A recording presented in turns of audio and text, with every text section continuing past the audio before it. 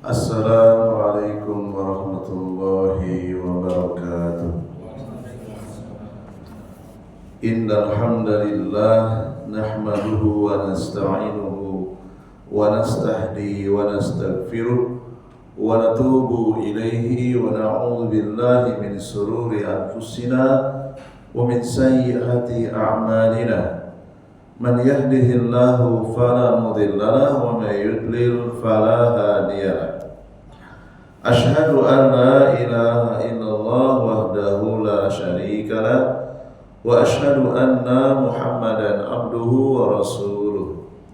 Ya ayyuhalladzina amanu taqullaha haqqa tuqatih wa la tamutunna illa wa antum muslimun.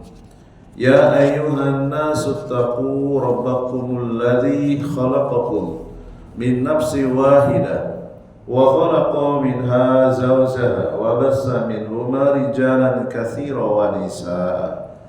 Wattaqullaha alladzi tasaaluna bihi wal arham innallaha kana 'alaikum raqiba.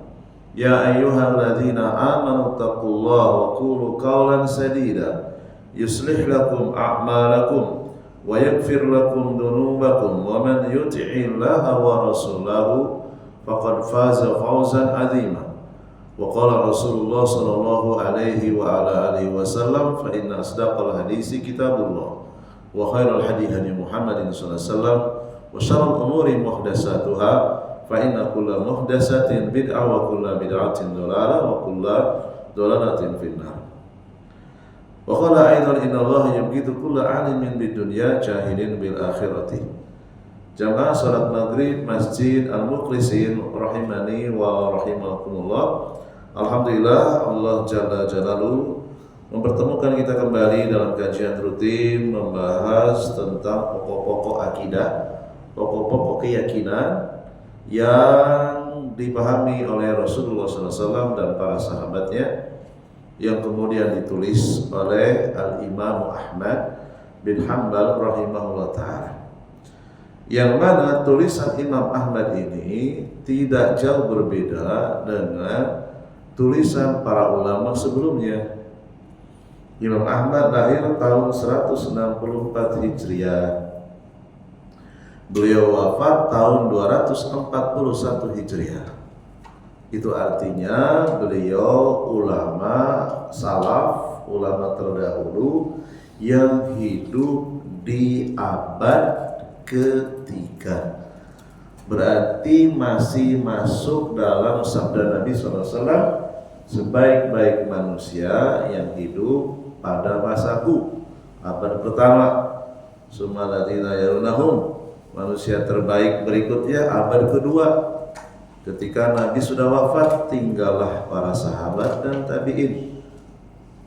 Tidak cukup berhenti sampai di situ, Rasulullah melanjutkan lagi ternyata. Summa ladzina yalunahum. Kemudian abad ketiga, yaitu ketika para sahabat sudah wafat, tinggallah murid-muridnya, yaitu para tabi'in dan tabi'ut tabi'in. Berarti Imam Ahmad masuk, ya, masuk ke dalam kategori ulama salaf. Adapun setelah abad ketiga namanya kholaf, ya. Ada istilah salaf, ada kholaf. Kapan kita diperbolehkan belajar kitab-kitab ulama kholaf? Kalau kitab itu tidak bertentangan dengan kitab-kitab ulama salaf. Boleh. Mau abad ke-14, abad ke-13, abad 10, abad ke-6, boleh, selama tidak menyelisihi akidah abad emas pertama, kedua, dan ketiga. Sementara Al-Imam Abul Hasan Al-Asy'ari, beliau itu lahir tahun kapan? 260 Hijriah. Imam Ahmad sudah wafat, Abul Hasan Al-Asy'ari belum lahir. 19 tahun kemudian baru lahir. Sehingga Imam Abul Hasan Al-Asy'ari itu tidak bertemu dengan Imam Ahmad. beliau bertemu dengan murid-muridnya Imam Ahmad. Ya. Sehingga Abul Hasan Asy'ari itu beliau dikisahkan ayahnya meninggal di waktu kecil, lalu kemudian ibunya menikah dengan seorang tokoh Mu'tazilah. 40 tahun beliau diasuh, dibimbing menjadi ulama yang berakidah Mu'tazilah di fase pertama. Setelah itu bertemu dengan imam-imam yang lain, Ibnu Kulab. Di fase tengah-tengah beliau sudah mulai meninggalkan akidah Mu'tazilah. Di fase terakhir bertemu dengan murid-muridnya Imam Ahmad. Beliau bertobat, ya, meninggalkan akidah yang lama, kembali kepada akidah salaf. Jadi kalau ada ulama atau ustadz yang mengatakan Asy'ariyah itu ahlu sunnah, kita berbaik sangka. Asy'ariyah fase terakhir. Kita harus bijak, ya. Kalau ada yang mengatakan Asy'ariyah itu bukan ahlu sunnah, mungkin yang dimaksud Asy'ariyah fase pertama dan pertengahan. Al-Asy'ariyah itu kan jamak dari Al-Asy'ari. Al-Asy'ari pengikut Imam Abul Hasan Al-Asy'ari. Al-Asy'ariyah para pengikut Imam Abul Hasan Al-Asy'ari. Kita harus memberikan kelonggaran supaya tidak terjadi pertengkaran yang terus-menerus. Kita harus bijak. Bahkan guru-guru kita di kampung-kampung itu rata-rata mereka menyampaikan akidah, yaitu akidah asma wa sifat dari keyakinan Imam Abul Hasan Al-Asy'ari fase pertengahan. Ya, kalau fase pertama kan menolak, fase pertengahan mentakwil. Jadi kita harus bijak. Guru-guru saya dari mulai SD, saya nggak TK, langsung loncat ke SD, ya, TK-nya dilewati, sampai dengan SMA di kampung itu semuanya. Bahkan dulu saya disuruh oleh kiai saya menghafal kitab At-Tijani At-Tururi. Itu akidahnya Asy'ari, fase kedua atau fase pertengahan. Adapun fase terakhir itu belum sampai ilmunya ke guru-guru saya, yaitu kitab Al-Ibanah fi Usuluddiyah. Itu kitab terakhir, atau Maqalat Islamiyin. Ada beberapa karya Imam Abul Hasan Asy'ari di fase terakhir yang mana beliau sudah rujuk, sudah kembali kepada akidah yang dipahami oleh ulama salaf, akidah yang dipahami oleh Rasulullah dan para sahabat, gitu ya. Jadi kita jangan terlalu terbawa emosi ketika ada orang mengatakan Asy'ari itu bukan ahlus sunnah. Iya, itu kalau fase awal dan tengah, tapi kalau fase terakhir, Asy'ariyah fase terakhir itu ahlus sunnah. Ya, jadi kita harus bijak dalam menyikapi kata-kata atau kalimat atau pernyataan sehingga kita bisa menyatukan kaum muslimin, bisa mendakwahi mereka dengan kelembutan, bukan dengan mengadu domba, gitu ya. Nah, kadang ada orang-orang yang berlebih-lebihan, gitu ya, langsung menjustifikasi Asy'ariyah itu mutlak ahli bid'ah. Ini nggak benar, ya. Mereka punya jasa yang sangat besar. Saya kalau tidak diajari kiai-kiai saya di kampung, mana bisa saya bisa kitab gundul? Nggak bisa baca Quran saya. Yang ngajarin abatasa sampai lancar itu kiai-kiai di kampung. Itu mayoritas mereka mengikuti akidahnya Imam Abul Hasan Al-Asy'ari sifat 20. Jasa mereka sangat besar. Bahkan yang sekarang menggulingkan Syiah di Suriah siapa? Kelompok Asy'ariyah. Lalu kemudian didukung oleh pemerintah Saudi. Mereka saudara kita. Ya, adapun kekurangan yang ada pada diri mereka, kita dakwahi dengan lembut, bukan dengan bahasa yang kasar. Ya, kalau terjadi dialog, ya dialog dengan santun, ya, tidak dengan caci maki. Ya. Baik, kita lanjutkan ke halaman 63, masih seputar tentang Al-Quran itu makhluk atau bukan. Karena ini pernah menjadi fitnah di zaman Imam Ahmad hidup, antara hidup dan mati pilihannya. Imam Ahmad kalau mengatakan Al-Quran makhluk, Imam Ahmad tidak ada di penjara. Tapi kalau mengatakan Imam Ahmad dikasih dua pilihan, disuruh mengatakan Al-Quran makhluk, maka bebas. Imam Ahmad gak mau. Al-Quran bukan makhluk, Al-Quran itu ucapan Allah. Beliau di penjara. Ya, namanya di penjara kan bisa jadi kemungkinan masih hidup, bisa jadi kemungkinan mati, belum pasti. Ya, seandainya seseorang dikasih senapan di pelipisnya, coba kamu katakan Al-Quran makhluk. Kalau kamu nggak mau, kamu ditembak. Seandainya orang tersebut milih ditembak, dia mati syahid. Karena dia mati membela kebenaran. Seandainya dia memilih, ya udahlah, saya terpaksa mengatakan Al-Quran makhluk karena nyawa terancam, boleh. Yang penting batinnya masih di atas kebenaran. Ya, karena dipaksa, mukroh. Orang yang dipaksa, diancam dengan kematian, boleh dia mengucapkan kekufuran selama hatinya tetap dalam keimanan. Karena itu pernah terjadi, seorang sahabat, anaknya Yasar, ya, siapa namanya? Lupa saya. Ya, Yasir, ya, Ammar bin Yasir, dipaksa untuk mengatakan sesuatu yang menyebabkan keluar dari Islam, cacian kepada Allah SWT. Ya, akhirnya kemudian beliau menyesal, datang menghadap Rasulullah. Ditanya oleh Rasulullah, apakah hatimu pada saat kamu mengatakan kekufuran, kamu tetap di atas kebenaran? Hati saya tetap, ya Rasul. Maka dimaafkan. Ya, dimaafkan. Ya. Karena nyawa dalam keadaan terancam. Ya. Baik, di pekan yang lalu terpotong tentang syubhat-syubhat kelompok Asy'ariyah. Jadi Asy'ariyah itu berlapis-lapis, bermacam-macam alirannya. Ya, tidak bisa dipukul rata. Ada yang ringan kesalahannya, ada yang pertengahan kesalahannya, ada yang berat. Jadi kita tidak bisa menggebiah-uyah kalau bahasa Jawanya, ya, memukul rata nggak bisa.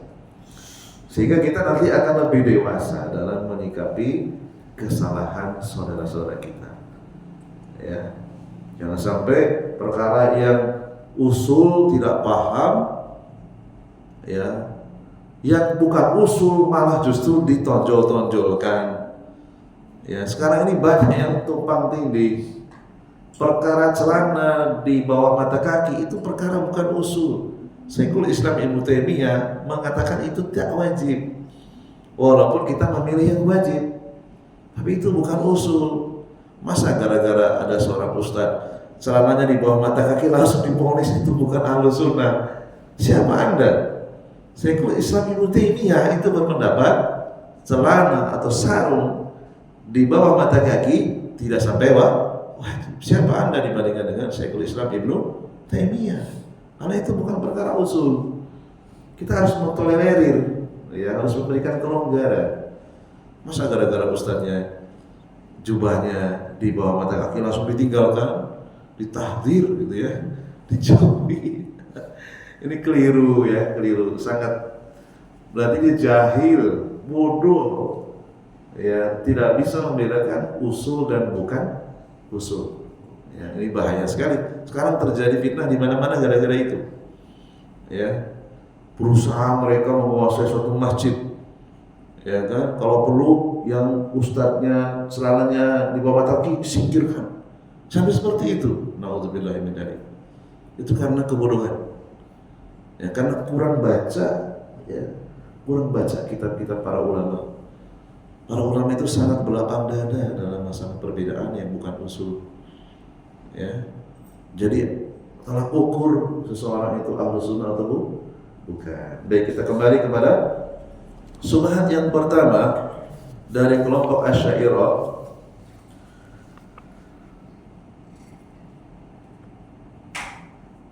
Al-kalamu laisa biharfin wala sautin bal huwa ma'nan qa'imun binafsi.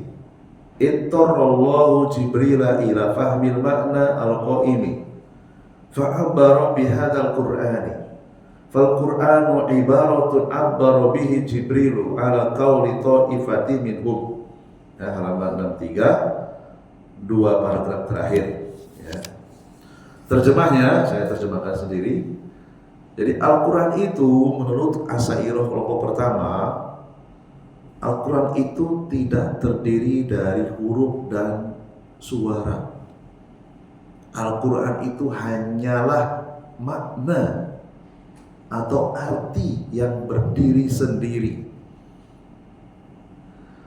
Mereka berkeyakinan Allah memaksa Jibril untuk memahami arti yang datang dari Allah.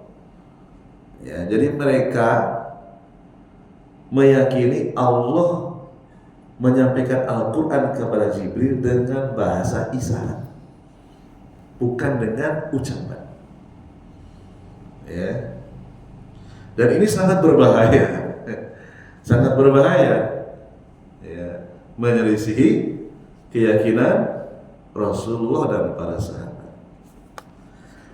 Wa qalat ta'ifatun ukhra minal asy'ariyati alladhi abbara bihi Muhammadun sallallahu alaihi wasallam.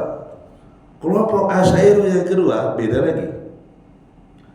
Mereka berkeyakinan Al-Quran itu hasil dari ucapan Nabi Muhammad SAW, bukan ucapan Allah yang didengar Jibril. Ya, ini juga keliru. Ya. Kemudian waqalat ta'ifatu salisatin minhum. Ya. Ta'ifatun salisatun. Kelompok yang ketiga, Asy'ariyah yang ketiga. Jibrilu akhadhal Qur'ana minal lauhi al-mahfudhi wa lam yatakallam Allahu bi kalimatin wahidatin minhu. Walidzalika yaquluna inda tahqiqi wal munaqasati laisal Qur'anu kalamallahi haqiqatan. Ya. Wa innama huwa al-kalamullahi majajan. Ayu sama ma fil mushafi kalamallah majajan wa anna Rabba subhanahu wa ta'ala lam yatakallam bihadihil alfadi aslan. Terjemahnya, menurut kelompok Asy'ariyah yang ketiga, subhat yang ketiga, Jibril mengambil Al-Quran dari Lauhil Mahfud. Ya. Ini menurut yang ketiga. Allah tidak berbicara dengan kata-kata. Ya. Mereka melakukan penelitian, ya, lalu kemudian mereka berkeyakinan sebenarnya Al-Quran itu adalah lambang saja. Ya. Jadi mushaf kertas yang bertuliskan surat Al-Fatihah, surat Al-Baqarah terus sampai dengan surat An-Nas itu adalah mazazan. Mazazan terjemahnya apa? Lambang saja. Ya. Jadi Allah tidak berbicara dengan ucapan. Ini juga syubhat yang berbahaya. Ya. Mereka mengatakan, ya, Al-Quran dalam bentuk tulisan itu hanya perantara saja. Ya. Kemudian kata penulis hafizallahu taala, waqad tarattaba halaman 64. Waqad tarattaba ala i'tiqadihim bi anna al-mushafa laisa fihi kalamullah lakin ta'adda bihi kalamullah an istahana ba'duhum bil Qur'ani wa minhum man kana yarmihi wa la yubali na'udzu billahi min dzalika. Ya.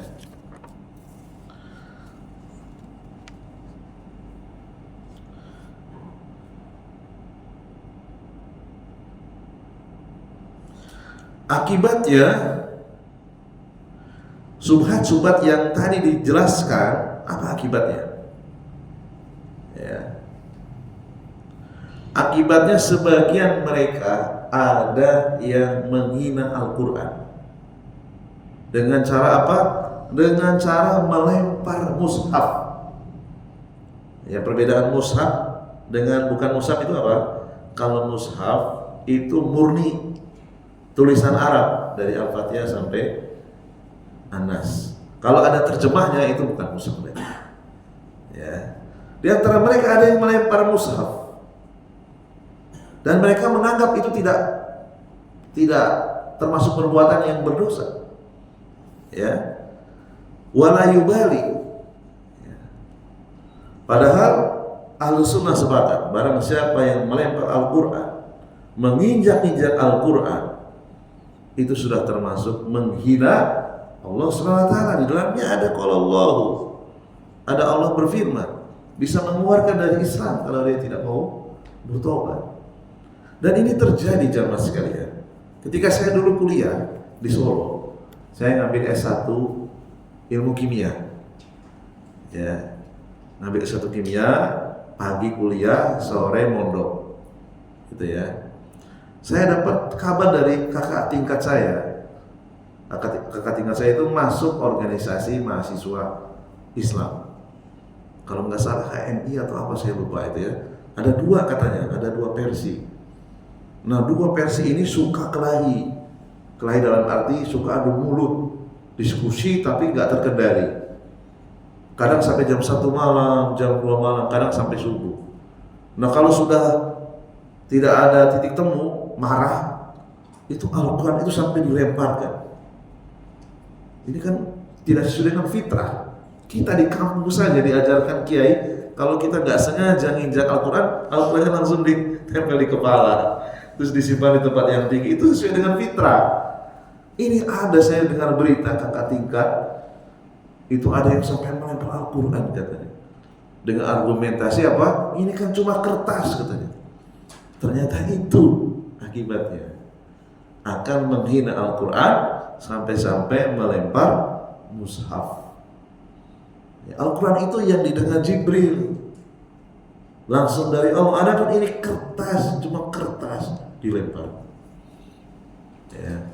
Nah, ujung-ujungnya nanti menghina Al-Quran, gitu ya. Nah, ini berbahaya. Ya, berbahaya.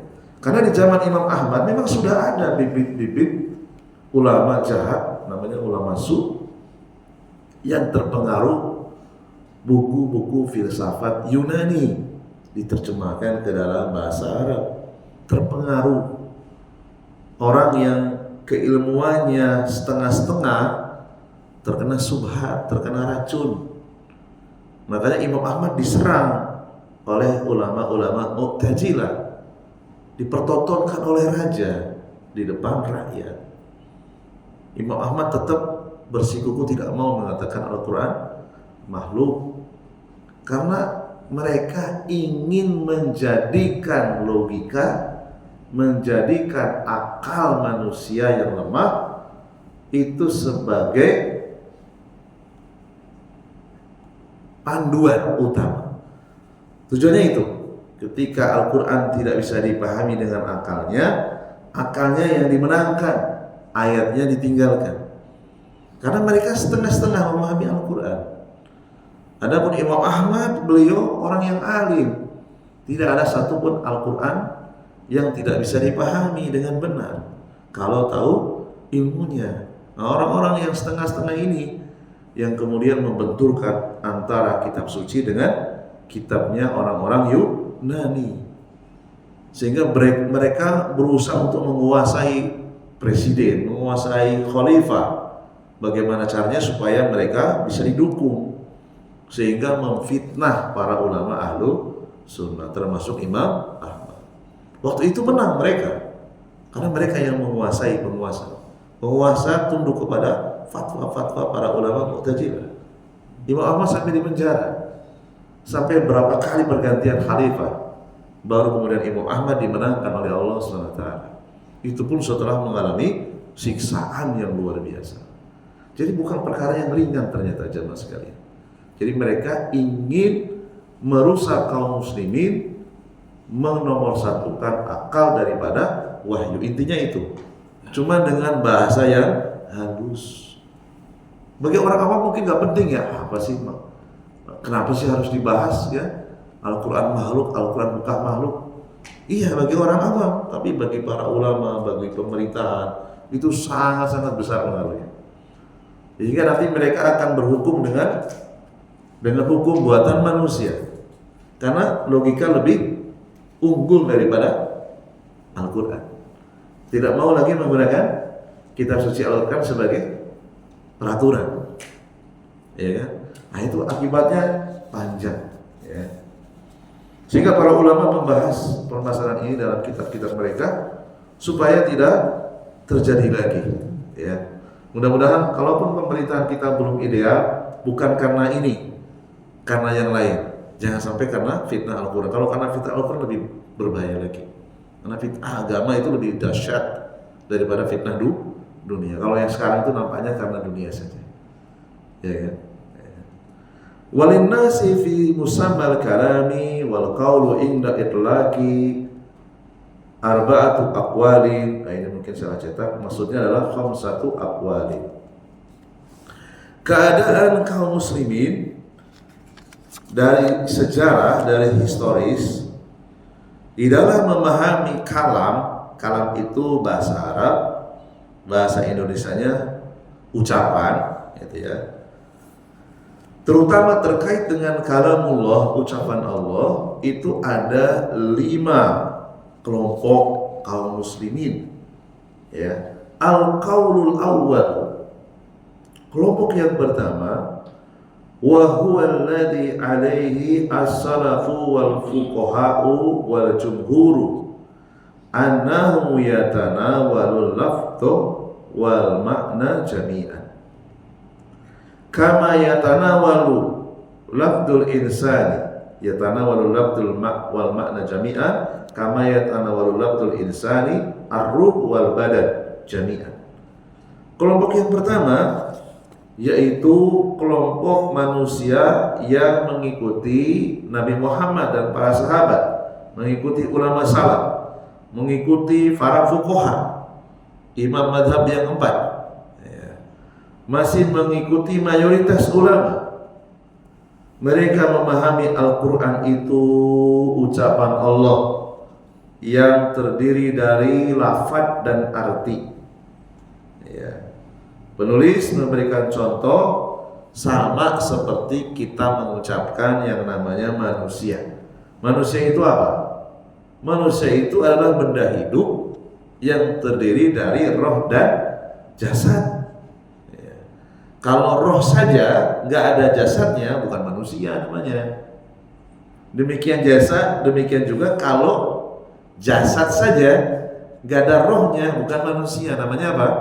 Mayat. Ya. Seperti itulah Al-Quran. Al-Quran itu mencakup lafaz dan arti. Sebagaimana kita menyebut manusia mencakup roh dan jasad. Jangan dipisah-pisah. Kalau dipisah-pisah nanti menyimpang, ya. Kemudian berikutnya al-qaulus sani wal qaulul mu'tajilati musammahu huwa lafdu wal ma'na laisa juz'un musammahu bal huwa madlulun musammah. Kelompok yang kedua ini dari kalangan kaum muslimin yang sudah terkena racun, yaitu kelompok Mu'tazilah. Mereka mengatakan Al-Quran itu hanya ucapan saja, adapun arti itu tidak termasuk, ya. Ini juga berbahaya jemaah sekalian. Kalau Al-Quran hanya sekedar ucapan, berarti orang di luar Arab tidak akan paham. Kan cuma ucapan, nggak ada artinya. Kan gitu kan. Sementara orang di luar Arab dituntut untuk memahami Al-Quran, dituntut untuk memahami arti yang ada di dalam Al-Quran, sehingga sangat butuh untuk diterjemahkan ke dalam bahasa daerah masing-masing. Ya, untuk menerjemahkan kan butuh pemahaman terhadap arti. Jadi ada orang yang harus belajar dua bahasa, belajar bahasa Arab dan belajar bahasa daerahnya masing-masing, kan begitu. Ya, tiap kata, tiap ayat, tiap surat itu harus dipahami maknanya, harus dipahami artinya. Dan Al-Quran diturunkan bukan hanya untuk orang Arab, untuk seluruh orang, termasuk orang Arab. Ya, untuk semua manusia dengan berbagai macam latar belakang bahasa yang berbeda-beda. Jadi Al-Quran tidak benar kalau dikatakan hanya lafaz saja, artinya tidak termasuk. Nah, ini nih kelompok Mu'tazilah. Ya, Mu'tazilah ini yang sangat berbahaya. Inilah yang dimaksud dengan ahli bid'ah. Menamakan Al-Quran hanya lafaznya saja, artinya tidak. Bukan orang yang tidak cengkrang, bukan. Ini namanya ahli bid'ah. Ya. Kemudian kelompok yang ketiga, al-qaulu salisu anna musammahu huwal makna wal itlaqul kalami ala lafzi majajun li'annahu dalla alaihi dalun alaihi wa hadha qaulu ibni kullabi. Yang ketiga, Al-Quran itu kebalikan dari Mu'tazilah. Al-Quran itu hanya artinya saja. Adapun ucapan itu adalah majaz. Tahu ya majaz? Yang pernah belajar bahasa Indonesia? Ucapan itu lambang saja. Dan inilah keyakinan Ibnu Kullab yang pernah diyakini oleh Imam Abul Hasan Al-Asy'ari fase pertengahan. Jadi Imam Abul Hasan Al-Asy'ari kan geser ya. Tadinya Mu'tazilah, geser ke tengah mengikuti Ibnu Kullab, geser lagi ketemu dengan murid-muridnya Imam Ahmad, jadi Ahlu Sunnah. Ya.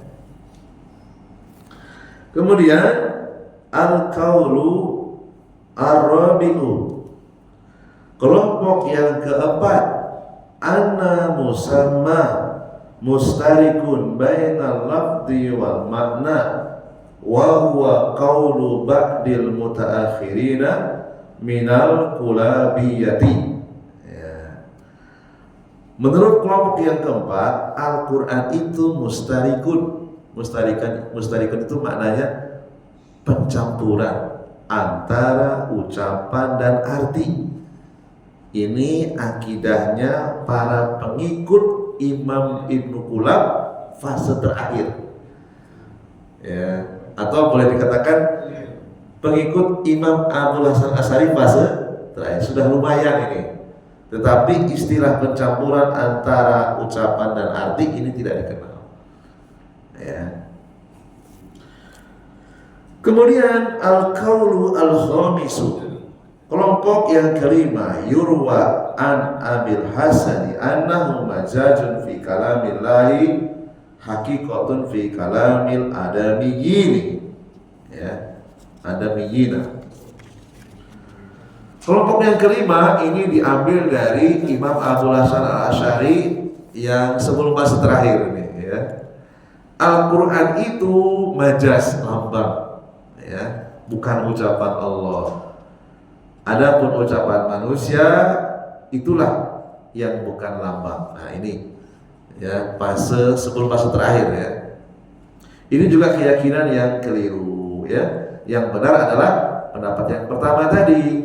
Al-Quran itu mencakup ucapan dan arti, ya. Qala Syekhul Islam Ibnu Taimiyah rahimahullah ta'ala fil aqidati al-wasitiyah, sebagaimana perkataan Syekhul Islam Ibnu Taimiyah dalam kitabnya Al-Aqidah Al-Wasitiyah. Insyaallah nanti kalau kita umur panjang kita belajar kitab Aqidah Al-Wasitiyah. Ya, ini bagus sekali kitab ini, ya. Beliau mengatakan muqarriran madhaba as-salafi fi kalamillahi ta'ala. Beliau menjelaskan akidah ulama salaf akidahnya Nabi Muhammad dan para sahabat tentang Al-Quran. Wal Qur'anu kalamullahi hurufuhu wa ma'ani. Al-Quran itu ucapan Allah meliputi huruf-huruf dan arti-artinya. Laisa kalamullahi al-hurufa dunal ma'ani walal ma'ani dunal hurufi. Al-Quran itu bukan hanya huruf-huruf yang tersusun tanpa arti, dan Al-Quran itu bukan sekedar arti tanpa adanya huruf. Ya, sangat jelas sekali. Ya.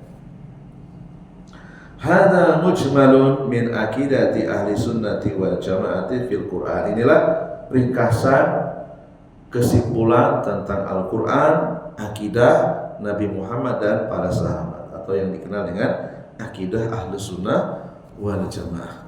Ya. Al-Quranu kalamullahi hurufuhu wa ma'ani. Jadi Al-Quran itu adalah ucapan Allah yang terdiri dari huruf-huruf dan arti. Ya. Adapun mengatakan Al-Quran itu hanya makna saja, arti saja, hurufnya itu bukan, inilah yang dikatakan oleh Al-Asy'ariyah, Imam Abul Hasan Al-Asy'ari sebelum fase terakhir. Ya.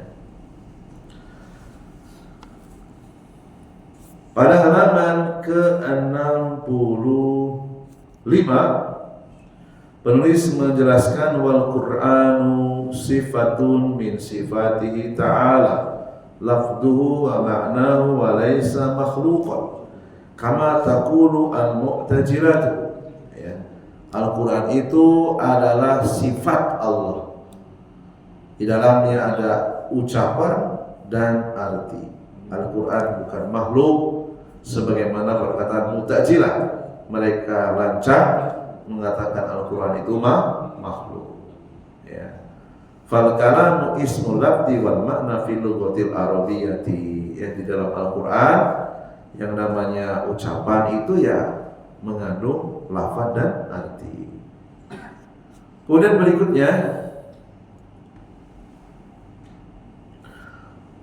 fal itlaqul kalami alal makna itlaqun ala juz'in minal makna wa itlaqu alal lafdi itlaqun ala juz'in makna wal itlaquhu alal lafdi wal makna itlaqun ala jami'i musamma. Ya. Jadi tidak boleh kita mengartikan Al-Quran hanya artinya saja, lafadznya bukan. Ya. Maka dia sama saja dengan mengatakan Al-Quran sebagian saja, juz'in minal makna. Demikian juga kita tidak boleh mengatakan Al-Quran itu hanya ucapan saja, artinya bukan. Ini juga sama, keliru. Ya, sama saja dengan memutlakkan Al-Quran sebagian. Yang benar adalah wa itlaquhu 'alal lafzi wal ma'na. Al-Quran itu mencakup ucapan dan makna. Sebagaimana kita mengatakan, ini diulang kembali, yang namanya manusia itu ya harus terdiri dari roh dan jasad. Kalau hanya roh saja itu bukan manusia. Demikian juga kalau hanya jasad saja itu namanya mayat. Ya. Jadi kalau hanya roh saja itu baru sebagian. Ya, jasad saja juga baru sebagian. Ya, itlaqu ala juz'in min makna wa itlaquhu ala jasadi itlaqun ala juz'in min makna. Ya, supaya mudah dipahami dengan analogi, dengan perbandingan. Ya. Kemudian sudah habis waktunya. 1 menit lagi ya. Ya, tanggung sekali. Ya, mungkin kalau ada pertanyaan silakan. Kalau tidak ada kita tutup. Subhanallahumma wa bihamdika asyhadu an la ilaha illa anta astaghfiruka wa atubu ilaik. Assalamualaikum warahmatullahi wabarakatuh. Silakan kalau ada pertanyaan mungkin.